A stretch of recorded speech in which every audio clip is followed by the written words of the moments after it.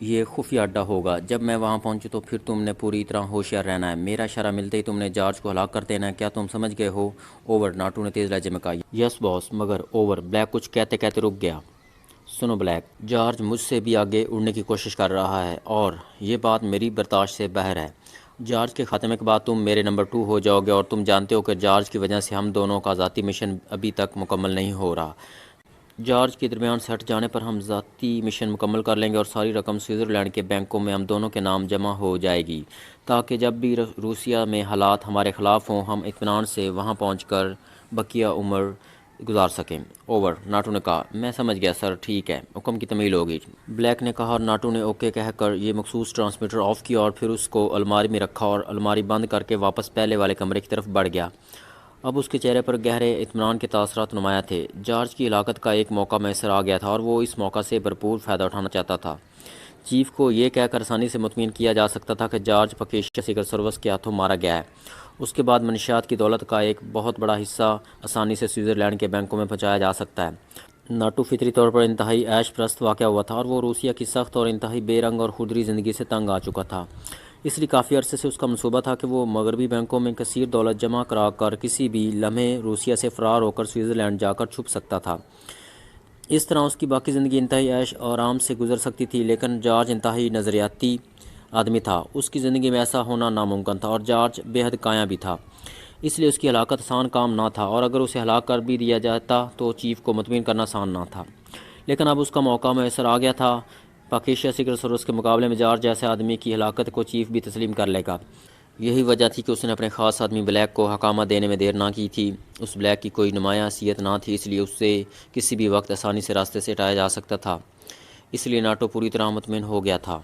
दूसरी तरफ जूलिया की आंखें खुली तो पहले तो वो कुछ लम्हे लाशौरी अंदाज में खामोश पड़ी रही। फिर जैसे ही उसका शऊर जागा उसने चूम कर इधर उधर देखा और दूसरे लम्हे उसके अलग से एक बार फिर तवील सांस निकल गया।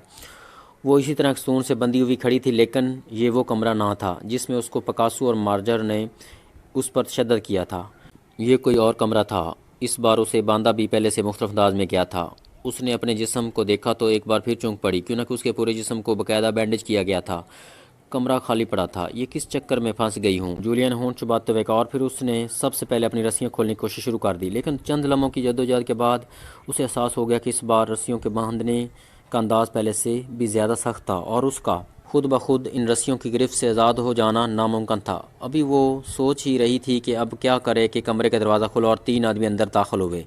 गो ये तीनों ही गैर मुल्की थे, लेकिन ये बहरहाल पकासू और मार्जर ना थे। ये कोई और थे। इनमें से एक के कंधे से मशीन गन लटक रही थी, जबकि दूसरे के हाथ में वही खौफनाक हंटर था जिससे पहले जूलिया पर तशद्दुद किया गया था। जबकि तीसरा आदमी जो इन सब से आगे था खाली हाथ था।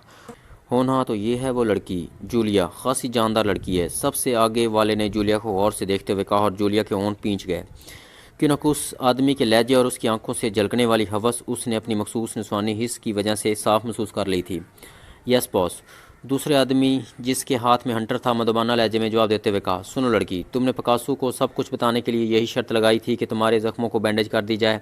चुनाचा वो हो चुकी है। अब तुम पाकिस्तान सीक्रेट सर्विस के बारे में तमाम तफासील बता दो। इस बॉस ने खरख्त लहजे में कहा। तुम पहले अपना तारफ़ कराओ ताकि मुझे मालूम हो सके कि तुम वाकई कोई ज़िम्मेदार आदमी हो। जूलियन होंठ काटते हुए कहा। मेरा नाम नाटू है, बस तुम्हारे लिए इतना ही जान लेना काफ़ी है। पकासू मेरा मातहत था और ये भी सुन लो कि पकासू फिर भी नरम आदमी था, इसलिए मैं तुम्हें ज़्यादा वक्त नहीं दे सकता। बोलो, बताती हो या फिर जॉर्ज को हुक्म दूं कि वो तुम पर हंटरों की बारिश शुरू कर दे? नाटू ने शफाक लहजे में बात करते हुए कहा। क्या ऐसा नहीं हो सकता कि तुम मुझे रहा करके किसी आरामदा कमरे में ले जाओ, ताकि मैं जब इस कदर अहम राज बताऊं तो कम से कम मेरा ज़मीर तो मुतमिन हो कि मैंने जबरन कुछ नहीं बताया। वैसे तुम मुझे एक मजबूत और तवाना मर्द नज़र आ रहे हो, इसलिए मुझे यकीन है कि तुम पकासो की तरह मुझसे खौफ ना महसूस करोगे। जूलिया ने कहा। मैं और तुमसे खौफजदा? तुम जैसी लड़कियां तो मेरे लिए हमेशा खिलौना साबित होती रही हैं। ठीक है, तुम्हारी ये ख्वाहिश पूरी कर देता हूँ। ब्लैक, इसे खोल कर किसी आरामदा कमरे में ले जाओ। नाटू ने मुस्कुराते हुए मशीन गन वाले से मुखातब होकर कहा। यस बॉस, ब्लैक ने कहा। रुक जाओ ब्लैक। बॉस, ये लड़की पाकिस्तान सीक्रेट सर्विस की रुकन है। ये कोई आम लड़की नहीं है, इसलिए आप इस किस्म का रिस्क ना ही लें तो बेहतर है, जॉर्ज ने होंठ चबाते हुए कहा। क्या क्या मतलब जॉर्ज, क्या तुम मेरे अहकामात की तमील करने के बजाय खिलाफ वर्जी करने का सोच रहे हो? नाटू ने इंतहाई करख्त लहजे में कहा। उसके चेहरे पर यह इख्तलाफ गुस्सा औद कर आया था। उधर ब्लैक ने कंधे से लटकी हुई मशीन गन उतार कर हाथों में पकड़ ली थी, जैसे अचानक उसे किसी खतरे का एहसास होने लगा हो। बॉस, मेरा ये मतलब ना था, आप गलत समझ रहे हैं। लेकिन इस तरह इस लड़की को राह कर देना भी अक्लमंदी नहीं है, जॉर्ज ने होंठ चबाते हुए कहा। तुम्हारी ये जुर्रत कि तुम मुझे अक्लमंदी का सबक दो ब्लैक फायर, नाटू ने यकतलफ चीखते हुए कहा। और फिर इससे पहले कि जॉर्ज कुछ समझता, ब्लैक के हाथ में मौजूद मशीन गन ने शोले उगलने शुरू कर दिए और जॉर्ज बुरी तरह चीखता हुआ नीचे गिरा और चंद लम्हे तड़पने के बाद साख्त हो गया। उसके चेहरे पर मौत की तकलीफ के साथ साथ इंतहाई हैरत के तासरात नुमाया थे। गुड शो ब्लैक, अब तुम नंबर 2 हो गए, नाटू ने मुस्कुराते हुए कहा। थैंक यू बॉस, ब्लैक ने भी सर झुकाते हुए मुस्कुराकर जवाब दिया। देखा लड़की तुमने, जब मैं अपने नंबर 2 का ये अशर कर सकता हूँ तो तुम्हारा भी यही अशर हो सकता है, नाटू ने जूलिया से मुखातब होकर कहा। तुम वाकई मर्द हो नाटू, और मुझे फितरी तौर पर ऐसे मर्द पसंद हैं जो इस तरह अपने औकामात की तमील कराना चाहते हों। वो बाकासू और मार्जर दोनों ही मर्द ना थे। तुम फिक्र ना करो, मैं अब तुम्हारे साथ पहले से भी ज़्यादा ताउन करूँगी। अगर तुम वादा करो कि मुझे अपनी औरत बनाकर रखोगे तो यकीन करो कि तुम बगैर उंगली हिलाए पूरी पकेशिया सिगर सर्विस का खात्मा कर सकते हो, जूलिया ने मुस्कुराते हुए कहा। उसका अंदाज़ ऐसा था जैसे वो वाकई नाटो की मर्दानगी पर मर मिटी हो। ओह, तुम वाकई समझदार लड़की हो, नाटो की आंखों में मुसर्रत की चमक उभर आई। ब्लैक, तुम इस जॉर्ज की लाश उठाकर बड़की फड्डी में डाल दो, मैं जूलिया से पूछ मुकम्मल कर लूँ, नाटू ने ब्लैक से मुखातब होकर कहा। यस बॉस, ब्लैक ने कहा और उसने मशीन गन को कंधे से लटकाया और आगे बढ़कर उसने जॉर्ज की लाश का बाजू पकड़ा और उसे घसीटता हुआ दरवाजे की तरफ बढ़ गया, जबकि नाटू आगे बढ़ा और उसने जेब से एक तेज़ धार खंजर निकाल कर जूलिया की रस्सी काटनी शुरू कर दी। चंद लम्हों बाद जूलिया रस्सियों की बंदिश से आज़ाद हो चुकी थी। आओ मेरे साथ, लेकिन ये सुन लो कि अगर तुमने मुझे धोखा देने की मुतल्लक सोचा भी तो तुम्हारा हशर इबरतनाक होगा, नाटू ने खंजर जेब में डालकर रिवॉल्वर बाहर निकालते हुए कहा। नाटू डियर, तुम्हें शायद हम लड़कियों की नफ्सियात मालूम नहीं है। जब हम ज़हनी तौर पर किसी मर्द से मरूब हो जाएं तो फिर हम उस मर्द के ख़िलाफ़ सोचना भी गवारा नहीं करती। तुम बेफिक्र हो, अब तुम मेरे हीरो हो, जूलिया ने मुस्कुराते हुए कहा। नाटू इंतहाई इत्मीनान भरे अंदाज में हंस दिया। और फिर इधर साथ ही एक तुम्हारे मतलब का कमरा मौजूद है, नाटू ने मुस्कुराते हुए कहा और जूलिया का हाथ पकड़कर वो उसे साथ लिए उस कमरे से निकला और बाहर मौजूद राहदारी में से होता हुआ उसके आखिरी कोने में मौजूद एक छोटे से कमरे में ले गया। ये कमरा वाकई ख्वाबगाह के से अंदाज में सजा हुआ था। हाँ, अब बताओ, ताकि मैं पहले अपना मिशन मुकम्मल कर लूँ, फिर इत्मीनान से एक दूसरे को परखेंगे, नाटू ने कहा। जब मैंने कह दिया कि अब मिशन के बारे में बेफिक्र हो जाओ तो वाकई बेफिक्र हो जाओ, वो हो जाएगा। ऐसा करो, दरवाज़ा अंदर से बंद कर दो, कहीं तुम्हारे या वो मेरे साथी ना आ जाएं और ख्वाम रंग में भंग पड़ जाए, जूलिया ने मुस्कुराते हुए कहा। मैं तुम्हारे इत्मीनान के लिए दरवाज़ा बंद कर देता हूँ, लेकिन तुम फिक्र ना करो, किसी की जुरात नहीं है हमें डिस्टर्ब करने की। मेरे आदमी तो इसका तसव्वुर भी नहीं कर सकते और तुम्हारे साथी इस काबिल ही नहीं है कि कुछ कर सकें, नाटू ने आगे बढ़कर दरवाज़ा बंद करते हुए कहा। क्या मतलब, क्या तुमने मेरे साथियों का ख़त्म कर दिया? वाह, फिर तो लुत्फ़ ही आ गया, जूलिया ने बेड की तरफ बढ़ते हुए कहा।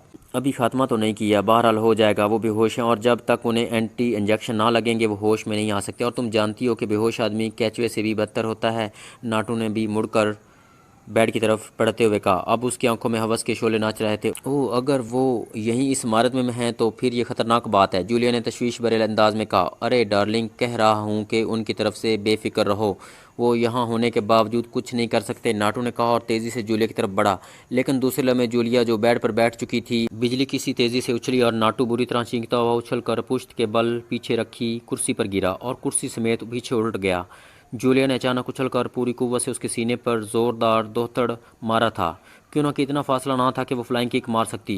नाटू चूंकि ढीले ढाले अंदाज में था और उसके तसव्वुर में भी ना था कि जूलिया जैसी लड़की जो हर लिहाज से उसकी फर्माबरदारी दिखा रही थी अचानक इस तरह हरकत में आ जाएगी। लेकिन नीचे गिरते ही वो किसी स्प्रिंग की तरह उछला और इस बार उस पर झपटी हुई जूलिया चीख कर उछलती हुई पुश्त के बल वापस बेड पर आ गिरी और दूसरे लम्हे नाटू किसी भूखे उकाब की तरह उस पर आ गिरा। वो बहरहाल एक तरबियत याफ्ता एजेंट था, कोई आम आदमी ना था, इसलिए उसने एक लम्हे में ना सिर्फ जूलिया को छाल दिया बल्कि जूलिया से भी ज़्यादा फुर्ती और तेज़ी का मुजाहरा करते हुए उसने उसे संभलने से पहले ही छाप लिया था। लेकिन जूलिया भी मुकाबले में कोई आम लड़की ना थी, उसकी ट्रेनिंग भी इमरान जैसे आदमी के हाथ से हुई थी। इसलिए जैसे ही नाटू उसके जिस्म पर गिरा, जूलिया का सर किसी स्प्रिंग की तरह उठा और उसके सर की ज़ोरदार टक्कर नाटू की नाक पर पड़ी। ज़ोरदार और अचानक टक्कर की वजह से एक लम्हे के लिए नाटू के जिस्म का दबाव हल्का पड़ा ही था कि जूलिया ने एक तरफ उसे साइड पर उछाला और दूसरे लम्हे वो कलाबाजी खाकर बेड की दूसरी तरफ खड़ी हुई। नाटू उल्ट कर गिरते ही उछला, लेकिन उल्टे रुख बेड पर पड़े होने की वजह से वो दूसरी तरफ सीधा खड़ा हुआ था और उसके हाथ में रिवॉल्वर की चमक नजर आई। मगर उसी लम्हे जूलिया ने झुककर सिंगल बेड को उस पर उछाल दिया और नाटू चीखता हुआ नीचे गिरा और बेड उसके ऊपर जा गिरा। जूलिया ने बेड उछालते ही जोरदार छलांग लगा और बिजली की सी तेजी से दरवाजे के पास जा खड़ी हुई और उसका ये उछलना उसके हक में वाकई नेक फाल साबित हुआ, क्योंकि नाटू ने भी जवाब में बिल्कुल उसी तरह अपने पर गिरने वाला बेड वापस उसकी तरफ उछाल दिया था। अगर जूलिया उस एक लम्हे में पहले अपनी जगह से ना हट चुकी होती तो वो यकीनन बेड की जद में आकर नीचे गिर जाती, लेकिन जूलिया को चूंकि पहले से अंदाज़ा था कि नाटू का रद्दअमल यही होगा, इसलिए वो उछलकर साइड पर जा खड़ी हुई थी।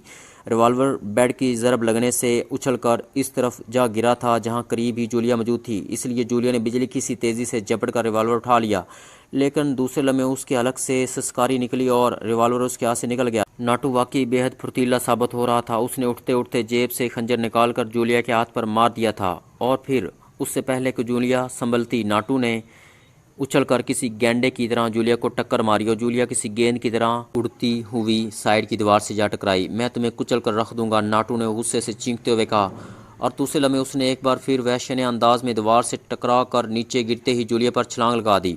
लेकिन जूलिया किसी सांप की तरह बल खाकर तेजी से फर्श पर फिसलती हुई साइड पर हुई और नाटू अचानक जूलिया के हट जाने की वजह से पूरी कुव्वत से दीवार की जड़ में जा गिरा। अचानक जूलिया के हट जाने और अपनी तेज़ी की वजह से वो बर वक्त अपने आप को ना संभाल सका और उसका सर पूरी कुव्वत से दीवार से जा टकराया। धमाके के साथ ही नाटू के हलक से चीख निकली और वो पलट कर नीचे गिरा और उसका जिस्म तड़पने लगा। उसी लम्हे जूलिया बिजली की सी तेज़ी से उठी और उसकी जूती की नोक तड़पते हुए नाटू की कनपट्टी पर पूरी कुव्वत से पड़ी और नाटू के अलग से चीख निकली और दूसरे लम्हे उसका तड़पता हुआ जिस्म यकतरफ साख्त हो गया। लेकिन जूलिया की लात दूसरी बार भी घूमी और एक बार फिर भरपूर ज़रब नाटू की कनपट्टी पर लगी और उसके साथ ही जूलिया बिजली की सी तेज़ी से मुड़ी और उसने भाग कर रिवॉल्वर उठा लिया, लेकिन नाटू बेहस हरकत पड़ा हुआ था। जूलिया ने बेख्तियार लंबे लंबे सांस लेने शुरू कर दिया। गो उसका जिस्म खासा जख्मी था, लेकिन उसने जिस हैरत अंगेज़ अंदाज में नाटू का मुकाबला करके उसे शिकस्त दी थी वो वाकई हैरत अंगेज़ था।